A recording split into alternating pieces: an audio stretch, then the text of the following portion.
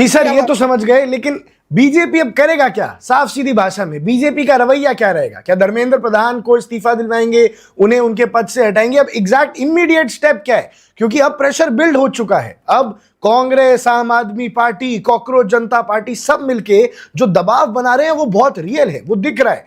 अब अगर बीजेपी ने कुछ नहीं किया तो उनको बहुत नुकसान होने वाला है। यूपी इलेक्शन सर पे खड़ा है, तो बीजेपी अब करेगा क्या, ये मैं समझना चाह रहा हूं। देखिए, आपने यूपी इलेक्शन की बात की। यूपी इलेक्शन के लिए बाबा जी पर्याप्त हैं, उसके लिए मोदी की जरूरत नहीं है, किसी और नेता की जरूरत नहीं है। बाबा जी उसके लिए पर्याप्त हैं और चलिए युवाओं ठीक है, यूपी इलेक्शन को अलग रखिए, इस बात पे रहिए कि अब को बीजेपी किनारे कर करेगा दी। क्या। लेकिन अभी जो बात आ रही है इसमें वेट एंड वॉच पर भारतीय जनता पार्टी काम करेगी, क्योंकि तत्काल कोई निर्णय नहीं लेगी, क्योंकि ऐसा कुछ नहीं दिखाना चाहेगी जिसमें कि उसको लगे कि हम पीछे हटे हैं। वह कहीं न कहीं जो आंदोलनकारी हैं उन्हीं को अपने कॉन्फिडेंस में लेने की कोशिश करेगी कि भाई बीच का रास्ता हम निकालते हैं, जिसे पॉलिटिकल अभी भी पार्टी वेट एंड माइलेज ना वॉच मिले। ही करेगी बीजेपी, आप कह रहे हैं, तो मुझे तो नहीं लगता कि ऐसा करना चाहिए। बाकी राहुल जी, आपकी टिप्पणी और लेना चाहूंगा। अब क्या बीजेपी वेट एंड वॉच करेगी? इतना कुछ होने के बाद भी, इतने स्टूडेंट्स का गुस्सा फूटने के बाद भी, अब भी बीजेपी बैकफुट पे बस वेट एंड वॉच ही करेगी?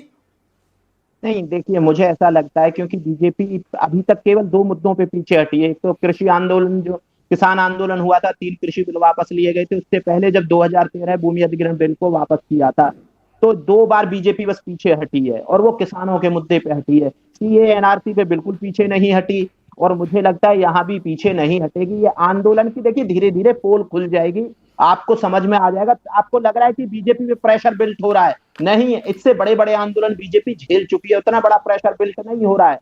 अगर जो आपको लग रहा है कि वहां 5-7 हजार स्टूडेंट जंतर मंतर पे आके उनको 5 लाख की बात बोल के कि 5 लाख लोग आए थे और ये आए थे, बीजेपी पे प्रेशर बिल्ट हो जाएगा, नहीं होगा। बीजेपी इस देश में इस वक्त रूलिंग है, और रूलिंग ऐसे नहीं है कि वो केवल पहली बार जीत के आए, वो लगातार तीसरा टर्म जीत के बीजेपी केंद्र में बैठी है। उसके बावजूद भी आज भी सर, बीजेपी का टर्म ग्राफ जो जीत है के बैठी नेगेटिव है, नहीं इसलिए है। तो उम्मीद है, अगर जो इसलिए तो किसी पूछ रहे हैं कि अकाउंटेबिलिटी लो। पेपर लीक हो रहे हैं, लोगों की जान गई है। और सीजेपी की तो 3 ही मांगे है ना, धर्मेंद्र प्रधान का इस्तीफा, 1 करोड़ का कॉम्पनसेशन उन लोगों के लिए जिनकी जान चली गई नीट पेपर लीक की वजह से। यही तो बेसिक मांगे हैं, इससे ज्यादा तो वो कुछ मांग नहीं रहे हैं। तो हमने मान लिया बीजेपी बहुत स्ट्रांग पार्टी है, तीसरी बार बैठी है पावर में, लेकिन ये कोई रीजन तो नहीं हुआ ना स्टूडेंट्स का गुस्सा। आप चलिए 5,000 हो, 50,000 हो, गुस्सा है, आक्रोश है, और अगर 5,000 होते तो इतनी मार पिटाई नहीं होती। और अब सिर्फ इनको हैंडल नहीं करना है, अब राहुल गांधी को भी हैंडल करना है। चलिए राहुल गांधी को अलग रखते हैं, अब स्टूडेंट्स को कैसे भरोसा दिलाएंगे? राहुल गांधी, अखिलेश यादव पूरे विपक्ष को 2014 से हैंडल ही तो करते आ रही है बीजेपी। बीजेपी ने किया क्या है? वो तो हर बार बिखर जाते हैं, बैठ जाते हैं, नया प्रपंच रचते हैं, कभी किसान आंदोलन लेके आते हैं, कभी सीए एनआरसी को समर्थन देते हैं। बीजेपी ने यही हैंडल करना सीखा है, ऐसा थोड़ी कि बीजेपी हैंडल नहीं कर पाएगी। आकर्षी, देखिए, बात यह है कि जिस दिन यह आंदोलन लखनऊ में शुरू हो गया, अलीगढ़ में शुरू हो गया, गांव गांव में शुरू हो गया, ऐसा थोड़ी है। दिल्ली के आसपास कर से जो ग्रामीण क्षेत्र है, क्या वहां के बच्चे नीट नहीं दे रहे? क्या वहां से लोग नहीं आ सकते? वो लोग आने चाहिए ना।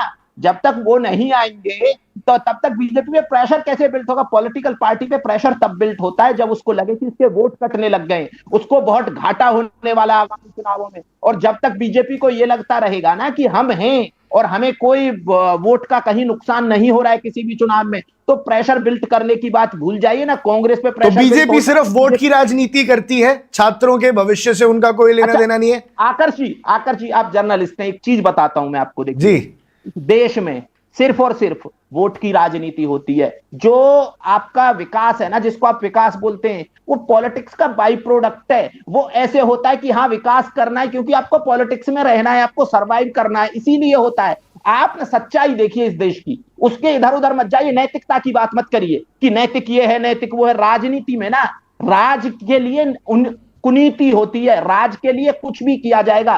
राजा कभी भी अपना राज नहीं छोड़ता है सिर्फ ऐसे कि प्रेशर बिल्ट हो जाएगा, नैतिकता के तौर पे ये हो जाएगा, ये हो जाएगा। आज तक हुआ है क्या कभी लोकतंत्र में ऐसा कि अचानक से दे दिया इस्तीफा? क्या लाल कृष्ण आडवाणी के एक इस्तीफे को लेकर आज तक ढोते रहेंगे?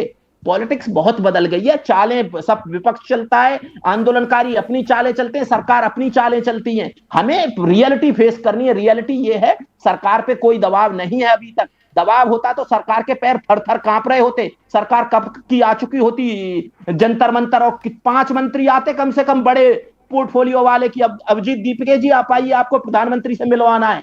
सरकार पे सर pressure ही नहीं एक एक तर्क दूंगा इस पे, अगर दबाव नहीं है तो लाठीचार्ज क्यों हुआ? इतने लोगों को इतनी बेरहमी से क्यों पीटा गया? ना नहीं था, इतनी सारी फोर्स बुला के स्टूडेंट्स को क्यों दबाया गया? दबाव तो है सर, ये आप चाहे माने ना माने। मैं बताता हूं, जब एनआरकी फैलाने की कोशिश करेंगे, जब आप कानून व्यवस्था को चैलेंज करने की कोशिश करेंगे, पुलिस इसीलिए ही है। अगर जो आप कोई चैलेंज करते हैं कानून व्यवस्था को, तो पुलिस का काम है कानून व्यवस्था को बनाए रखना। अगर जो आप बोल देते हैं कि हम संसद तक मार्च करेंगे और रुकेंगे नहीं, तो क्या किया जाएगा ये बताइए ना। तो सवाल यह है, कानून व्यवस्था बनाए रखना पुलिस का काम है, और आप अपनी जिद पे अड़े हुए हैं। मैं कह रहा हूं कि अभी देखिए दबाव होता ना, तो मैं ये कह रहा हूं कि जिस दिन दबाव हो गया ना, उस दिन 5 मंत्री जंतर मंतर पे आएंगे सरकार पे, जिस दिन दबाव होगा। और अभिजीत दीपके को किस दिन होगा सर? कैसे आएगा दबाव? अब जो मैं समझना चाहूंगा, मैं समझ गया आपकी बात। अब ये स्टूडेंट्स की मांग तो जायज है, ये आप हम दोनों ये बात मानते हैं, सेम पेज पे हैं। पेपर लीक हुआ, स्टूडेंट्स के साथ गलत हुआ, बिल्कुल जी सर। अब वो दबाव बनाना चाहते हैं, अगर अकाउंटेबिलिटी करवाना चाहते हैं, अकाउंटेबिलिटी होल्ड करवाना चाहते हैं, तो वो दबाव किस दिन बनेगा, कैसे बनेगा कि सरकार को रियलाइज हो कि बच्चों के साथ जो हुआ वो गलत हुआ, जो आपने कहा वो। लेकिन जो दबाव की आपने बात की कि नहीं बन रहा है अभी दबाव, तो कब बनेगा, कैसे बनेगा? स्टूडेंट सड़क पर आ गए हैं, राहुल गांधी जी घर के बाहर बैठे हैं, दबाव कैसे बनेगा? जिस दिन आकर्षी, मैंने एक चीज बोली थी कि आंदोलन ना स्वस्फूर्त होते हैं, उनके लिए ना किसी को आइसक्रीम खिलाने की जरूरत नहीं होती है कि भाई लंच कर लिया, लंच के बाद आइसक्रीम, डिनर कर लिया, डिनर के बाद आइसक्रीम। आंदोलन स्वस्फूर्त होते हैं और लोग खड़े रहते हैं आंदोलन के लिए, है ना। और जब तक स्वस्फूर्त नहीं होंगे आंदोलन, तब तक दबाव नहीं बनेगा। जब पूरा देश, जैसे अन्ना का आंदोलन, वो पहले मैन्युफैक्चर्ड आंदोलन था, आपको शायद पता नहीं, तब आप जर्नलिज्म में होंगे या नहीं होंगे, पढ़ाई कर रहे होंगे। वो पहले मैन्युफैक्चर्ड आंदोलन था, पहले उसको संघ ने, बीजेपी ने, इंडिया अगेंस्ट करप्शन ने उसको बिल्ड किया, फिर लोग आके जुड़ने लगे। जिस दिन लोग आके जुड़ने लगे ना, उस दिन कांग्रेस पे बहुत ज्यादा दबाव आ गया था। जिस दिन इससे लोग आके जुड़ने लगेंगे, जिस दिन लोग आके जुड़ने लगेंगे ना आकर्ष जी, उस दिन सरकार पे दबाव आ जाएगा। अभी लोग नहीं जुड़ रहे, अभी लोग जोड़ने के लिए लाए जा रहे हैं, ये समझिए आप। 4-5 हजार लोग लेके आ जाना है और बोल देना कि भाई ये जंतर मंतर भर गया है। जिस दिन लोग दिल्ली की सीमाओं की तरफ इकट्ठा होना शुरू करेंगे ना, और जिस दिन किसी के माँ बाप को ये रियलाइज हो जाएगा कि हाँ हमारे बच्चों के साथ गलत हुआ है, उस दिन सरकार के पैर थर थर कांपेंगे। लेकिन जब तक आप मैन्युफैक्चर, कभी अरविंद केजरीवाल अपना क्रेडिट लेने के लिए कि मैंने 5 छात्रों को यहां से छुड़वा दिया, आंदोलनकारियों को इस थाने से छुड़वा दिया, उस 12 खंबा थाने से छुड़वा दिया, ये सब अपनी अभी भी पॉलिटिकली रोटी सेकी जा रही है। जिस दिन ये रोटी सेकनी बंद हो जाएंगी और जिस दिन जनता उठ खड़ी होगी, है ना, और ना उसको, जब जनता उठ खड़ी होगी ना आकर्ष जी, ना तो आपको वहां लंच देने की जरूरत है, ना डिनर, ना ब्रेकफास्ट, और ना आपको आइसक्रीम खिलाने की जरूरत है, ना किसी को कोल्ड ड्रिंक पिलाने की जरूरत है। चलिए एक और, अगर प्रेशर नहीं है तो कल दोपहर को 2 घंटे क्यों बिठाया इनको, 10 मिनट बात की, ये क्या है? ये तस्वीर आपको दिख रही होगी। अगर प्रेशर नहीं था तो कल बात ही क्यों की? और बात की तो अच्छे से क्यों नहीं की? आश्वासन क्यों नहीं दिया? बोला है जेपी नड्डा ने कि मैं सीनियर लीडर से बात करूंगा, ऑन रिकॉर्ड जाके ऑफिशियल बोला है। तो अब जेपी नड्डा जी इन्वॉल्व हो गए हैं, तो अभी भी दबाव नहीं है? अच्छा, एक बात बताइए ना आप जी, आप मार्च करने वाले हैं, जब संसद चलने वाला है तो सरकार क्या करेगी? कुछ डिप्लोमेसी और पॉलिटिक्स में कुछ चीजें होती हैं, सरकार बस वही कर रही है और कुछ नहीं कर रही है। सरकार ने बुलाया, समझाया, भाई मान जाओ। तो मैं तो ये बोल रहा हूं, जब ये दोनों तो यहाँ थे और विजेता दहिया कहीं और घूम रहा था, इस आंदोलन को लीड कौन कर रहा था? सर अगर बातचीत होती, अगर सिर्फ बातचीत से हल नहीं निकल रहा होता, तो अगर डिप्लोमेसी की यहां बातचीत कर रहे हैं तो वहां डंडे क्यों बरस रहे हैं, और डंडे बरस रहे हैं तो बातचीत क्यों हो रही है? तो ये ना गणित बैठ नहीं रही है वहां पे। एक बार अब संदीप जी से भी उनकी राय चाहूंगा। जी, संदीप जी से काफी देर से हमने उनकी राय नहीं लिया, वापस आऊंगा। संदीप जी, ये हमने काफी लंबी चर्चा की यहाँ राहुल जी के साथ। आपको क्या, आप भी क्या राहुल जी के साथ इत्तेफाक रखते हैं कि दबाव ही नहीं पड़ रहा है सरकार पे, सरकार का कुछ बिगड़ नहीं रहा है? क्योंकि मुझे तो ऐसा लग रहा है कि सरकार पे बहुत दबाव है, सारी टैक्टिक्स लगाने की कोशिश है, और वेट एंड वॉच से तो अब काम नहीं चलेगा। देखिए, इस बात से तो इनकार नहीं किया जा सकता, सरकार पे दबाव नहीं है, और सरकार उस सरकार पे ज्यादा दबाव हो जाता है जिसको लगातार 3 बार शासन करने का मौका मिलता है। तो तीसरी बार अगर मोदी जी को शासन करने का मौका मिला और खास करके सांसद की सीटें जो कम हुई, जो 400 पार नहीं हुआ, वह भी एक तरह से अपने आप में दबाव ही है आज की तारीख में कि भाई हम आखिर उस चीज को कर नहीं पाए। और इसीलिए ऐसा कोई काम नहीं करना है जिससे कि देश में एक माहौल मिले लोगों को उस चीज को सेट करने के लिए। तो ऐसे में दबाव है। और आपकी बात से मैं इत्तेफाक रखता हूं कि अगर नड्डा साहब ने तुरंत टाइम दिया है तो इसको दबाव नहीं कहेंगे, बल्कि यह कहेंगे कि भाई चाहती नहीं है कि मामला बड़ा होने पाए, बड़ा मामला खड़ा होना पाए। और इसीलिए सरकार ने कोशिश की, नड्डा जी के मीटिंग रख दी और नड्डा जी को मौका दिया कि छात्रों की बात को सुने और एक मैसेज देने की कोशिश की कि भाई हम गूंगे बहरे नहीं है, हमें दिखाई दे रहा है, हमें सुनाई दे रहा है। लेकिन बात क्या है कि जो आंदोलन चल रहा है उसको कांग्रेस हाईजैक कर रही है। और यही मैंने कहा ना, wait and watch. Wait and watch में क्या हुआ, अगर ये छात्रों का आंदोलन होता तो शायद आज जो भीड़ कल थी उससे 4 गुना भीड़ होती। लेकिन क्योंकि अब पॉलिटिकल पार्टी आ गई, अब लोगों को लग रहा है, छात्रों को भी लग रहा है भाई ये राजनीतिक दलों का आंदोलन होगा, अब तो हम लोग स्टेज से किनारे हो गए, अब हम लोग को स्टेज पे बैठने की जगह भी नहीं मिलेगी, अब तो राजनीतिक दलों के नेताओं को बुला बुला के बैठाया जा रहा है। जी, अब छात्रों का भरोसा टूट जाएगा क्योंकि एक बार फिर से ये पॉलिटिसाइज हो गया है और एक बार फिर से अब ये राजनीति यहां पर आके करने लग गए हैं। राहुल जी से भी बड़ी लंबी बातचीत हुई, संदीप जी से भी बड़ी लंबी बातचीत हुई, पर समय की थोड़ी कमी है। ऐसे में आखिरी में जाते हुए बहुत लिमिटेड समय में आप दोनों की टिप्पणी चाहूंगा कि अब बीजेपी का स्टेप क्या रहेगा। राहुल गांधी अब ये जो घर के बाहर पीएम निवास के बाहर बैठे हैं, ये आगे क्या करेंगे, इसको और पॉलिटिसाइज करेंगे, इस मुद्दे को और खींचेंगे और संसद से ज्यादा क्या अब वो सड़क पे दिखने वाले हैं? राहुल जी आपसे शुरू करते हैं, पर जल्दी खत्म कीजिएगा, संदीप जी पे जाएंगे। बिल्कुल, राहुल गांधी पिछले भी सत्र में सड़क पे ही दिख रहे थे, बहुत दिन सड़क पे दिखे थे, इस सत्र में भी सड़क पे ही दिखेंगे, सदन में नहीं दिखेंगे। और सड़क पे ये लड़ाई लड़ी जाने वाली है, इस आंदोलन को बड़ा करने की कोशिश की जाएगी। राहुल गांधी का गूंज कार्यक्रम अपना चल रहा है, वो जगह जगह जा रहे हैं और वो उसको छात्रों से संवाद भी कर रहे हैं। तो ये सड़क पे ही दिखाई देगा, संसद में नहीं दिखाई देगा। संसद भी काम करेगी, ऐसा नहीं है 4-5 दिन का ये आपको लगेगा जैसे कल भी हुआ, आज भी हुआ, कल भी होगा, 2-4 दिन और होने वाला है, उसके बाद संसद भी ठीक ठाक चलने लग जाएगी, जब सबको लग जाएगा कि कुछ नहीं होने वाला है। संदीप जी आपके लास्ट मैसेज। मैं बस छात्रों से यही कहूंगा कि आंदोलन में हिस्सा लें, शांतिपूर्ण तरीके से काम करें और ऐसा कुछ ना करें जिससे कि उनका करियर बर्बाद हो।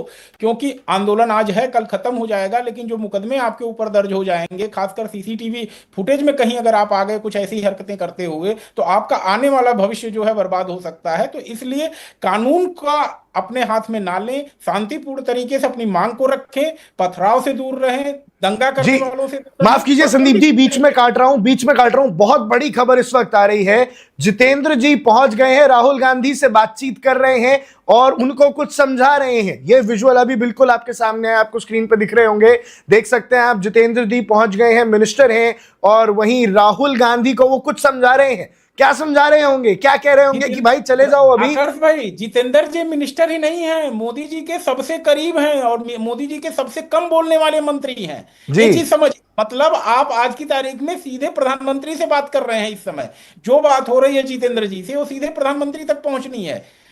तो जितेंद्र जी बहुत ही कद्दावर व्यक्ति हैं आज की तारीख में, मुझे ऐसा लगता है प्रधानमंत्री के सबसे करीब हैं। और निश्चित ही अभी लेकिन ये बात क्या हो रही होगी, क्या वार्तालाप चल रही होगी यहाँ? प्रधानमंत्री मोदी जी ने मैसेज भिजवाया होगा राहुल को कि भाई इतनी ऐसी राजनीति मत करो, ऐसा कुछ कहा होगा? देखिए, प्रधानमंत्री तो यही तो दिक्कत है, प्रधानमंत्री जी तवज्जो ही नहीं देते ना। राहुल जी को अगर तवज्जो दे दिया होता तो शायद वो यहां तक आते ही नहीं, संसद के अंदर ही मामला निपट जाता। प्रधानमंत्री जी राहुल जी की बातों पे तवज्जो ही नहीं देते हैं। क्यों? क्योंकि राहुल जी की बातों को तो उनकी पार्टी के लोग ही तवज्जो नहीं देते। राहुल जी, अब इस पे आप भी कोई टिप्पणी दीजिए, दिख रहा होगा अब दबाव तो पड़ा है सर। अब जैसे बताया कि सबसे करीबी नेता है जितेंद्र जी, और अब पहुंच गए हैं, बहलाने फुसलाने की कोशिश हो रही है आपको भी। लेकिन अभी क्या लग रहा है, क्या बातचीत हो रही होगी, क्या मैसेज भिजवाया होगा पीएम मोदी ने? एलओपी प्रधानमंत्री के आवास पे जाके सड़क पे बैठ के धरना प्रदर्शन करे तो क्या करेगा प्रधानमंत्री, बताइए आप बताइए क्या बोल रहे होंगे, आप ही बताइए। एलओपी को ऐसे ही छोड़ दिया जाए क्या कि तुम सड़क पे बैठे रहो? नहीं, बात की जाएगी, थोड़ी इज्जत दी जा रही है, वो इज्जत दी जा रही है। वो बताया जा रहा है कि हाँ तुम ही उसको, तुमको सीजेपी वाला आंदोलन, जो छात्र वाला आंदोलन, तुम्हें लीड करना है ना, तुम्हें ही चलाना, हमें कोई दिक्कत नहीं है। अगर राहुल गांधी को ये बताया जा रहा होगा कि अरविंद केजरीवाल ने आंदोलन वो चलाया था वहां, लेकिन ये ठीक है, अब तुम्हें अगर जो लगता है कि तुम्हें उस आंदोलन को कब्जे में करना है, छात्रों की लड़ाई तुम्हें लड़नी है, तुम लड़ो, हमें कोई दिक्कत नहीं है। बस यही समझाया जा रहा होगा, यहां मत बैठो, संसद चलने दो, अगर जो बात उठानी है तो संसद में उठाओ। राहुल गांधी ये बोल रहे हैं कि हमें सदन में चर्चा चाहिए, राम मंदिर चंदा चोरी पे सदन में चर्चा चाहिए, नीट पेपर लीक पे हमें सदन में चर्चा चाहिए, बस ये मांग कर रहे होंगे। और ये सदन में अब जिस दिन वो स्पीकर बोल देंगे कि यहाँ सदन में चर्चा होगी, राहुल गांधी आपको सदन में दिखाई नहीं देंगे। जी चलिए सर, बात करते करते बहुत अच्छी चीजें हो गई कि शिवेंद्र जी हमारे रिपोर्टर सर पहुंच गए हैं राहुल गांधी के पास पीएम निवास के बाहर। लेकिन इतने हम उनसे जुड़ रहे हैं और बेहतर कनेक्शन से एक और बहुत बड़ी अपडेट आ रही है कि दिल्ली पुलिस ने कांग्रेस लीडर्स को और कन्हैया कुमार को डिटेन कर लिया है। अब इस पे आप क्या सोच रहे हैं, क्या टिप्पणी है कि क्या अब कांग्रेस पे यह दाव उल्टा पड़ जाएगा? इस वक्त पीछे हमारी जैसी हमारी चर्चा चल रही है, पीछे खबर आ रही है कि दिल्ली पुलिस ने कन्हैया कुमार को उठा लिया। देखिए, कांग्रेस यहीं कहीं कुछ सेल्फ गोल मार देती है आकाश जी। एक सॉफ्ट फिगर किसी को लाना चाहिए था। कन्हैया कुमार जैसे विवादित व्यक्ति को यहाँ के आंदोलन में क्यों लेकर के आए? सत्ता पक्ष वालों को तो बोलने का मौका मिल जाएगा, भाई टुकड़े टुकड़े गैंग का आदमी आ गया यहाँ पर। भाई अगर शशि थरूर जी पहुंच जाते, अगर मनीष तिवारी जी पहुंच जाते, ऐसे लोग पहुंचते तो शायद बात समझ में आती। लेकिन कन्हैया कुमार को भेजने की क्या जरूरत थी? इसी का तो इंतजार कर रहे हैं, इसी का तो वेट एंड वॉच है कि ऐसे ऐसे लोग पहुंच जाएं, संदीप जी शशि थरूर पे मौका मिल जाए। शशि थरूर पे विश्वास किसको है, मनीष तिवारी पे विश्वास किसको है? संदीप जी, ना शशि थरूर पे विश्वास है एलओपी को, ना मनीष तिवारी पे विश्वास है एलओपी को। कन्हैया कुमार पे विश्वास है तो कन्हैया कुमार आगे, जिस पे विश्वास है, जो विश्वासी भी आदमी है एलओपी के, वो आगे बढ़ेंगे, उनको दिखाया जाएगा। बाकी उनको तो साइडलाइन करने की बहुत लंबे समय से कोशिश की जा रही है, वही कोशिश करती रहेंगे। देखिए, सत्ता पक्ष में और विपक्ष में संवाद के लिए कुछ नेता होते हैं, लेकिन कांग्रेस ने सत्ता जो नेता है अपने, वो रिजिड वाले नेताओं को आगे करती है, जो हेट करते हैं, बीजेपी से हेट करते हैं। कन्हैया कुमार ऐसा थोड़ी है कि कन्हैया कुमार आइडियोलॉजिकली बीजेपी से हेट करते हैं, जबकि ये नहीं होना चाहिए। जो सत्ता और विपक्ष के लोग होते हैं उनमें सामंजस्य बिठाने वाले नेता भी होने चाहिए। जैसे शशि थरूर, जिसका नाम आपने लिया कि आगे बढ़ाना चाहिए, मनीष तिवारी को आगे बढ़ाना चाहिए, सामंजस्य बिठाने वाले नेता हैं। जो हेटर्स हैं, अगर जो आप हेटर्स को आगे बढ़ाएंगे तो हेट बढ़ेगी बढ़ेगी। तो जो कन्हैया कुमार है वो बहुत मतलब आइडियोलॉजिकली लेवल पे, अब सबसे बड़ी बात यह है कि जो कांग्रेस की आइडियोलॉजी है उसमें कन्हैया कुमार ऐसे फिट हुए हैं। जब से कन्हैया कुमार फिट हुए हैं तब से कांग्रेस की जो आइडियोलॉजी है उसमें एक टाइम पे राइटिस्ट होते थे, एक टाइम पे समाजवादी भी होते थे और लेफ्टिस्ट भी होते थे। लेकिन जब से कन्हैया कुमार कांग्रेस में आए तब से लेफ्टिस्ट इतने स्ट्रांग हो गए कि बहुत ज्यादा स्ट्रांग हो गए, और ऐसे लग रहा है कि कांग्रेस धीरे धीरे लेफ्ट पार्टी बनती जा रही है। ठीक है जी, अब कन्हैया कुमार आते ही थोड़ा नैरेटिव भी चेंज हो जाता है, लेकिन यहाँ काफी सारी अपडेट्स हैं, बहुत तेजी से जो डायनामिक्स हैं वो बदल रहे हैं। Subscribe to One India and never miss an update. Download the One India app now.